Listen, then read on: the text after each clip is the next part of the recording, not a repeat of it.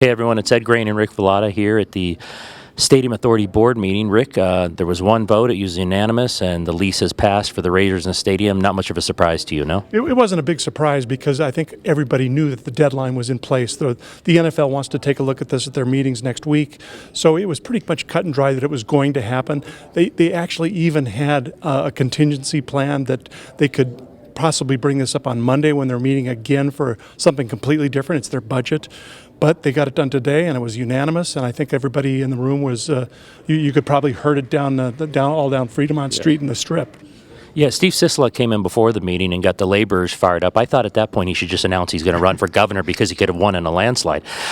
Three things that were contingent upon being completed: the UNLV issue with their usage of the stadium, the community benefit, and then the permits the Raiders have to get this thing built. We understand Mark Bedane, the president, is upstairs perhaps or somewhere here with Steve Sisolak right now going over that. You don't think any of those things are a hindrance at this point, do you? I think this was one of it kind of established the framework. They wanted to get everything to the point where they could take it to the NFL and say, hey, we're working on these other little issues that are out there. They're not little, but other issues that are out there.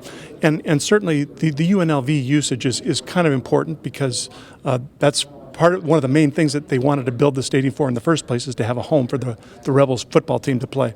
So I think that with all that said, that all these other moving parts are going to be going on. They'll put it together. They'll have it in place by the end of the summer, as they said. So there you have it, unanimous vote. Steve Hill, the chairman, still talking the meeting behind us. He's a bit of a comedian because he thought we'll all be here Monday for the budget meeting. Rick will be, we won't be. But we will talk to you from Chicago, where the NFL is also expected to okay this lease and move forward once again with the Raiders building their stadium and kicking off in 2020. You see it happening? I think so. It's at least in terms of the timetable is concerned. Now it's all about the construction. You know, there's always a possibility of delays. I think we heard some. We saw that in LA today with Inglewood. Yeah. So you know, it's things can happen during a big construction project like this, but at least they're on a timeline that looks reasonable. Yeah, the good news here is it doesn't rain as much in the winter as it does in LA, which, if you didn't know, Inglewood was pushed back a year later, that stadium for the Rams and the Chargers, which actually means the Raiders might kick off before them in the stadium here, which is a bit bizarre at this point. Yeah, maybe we would even be up higher up in the line for the Super Bowl.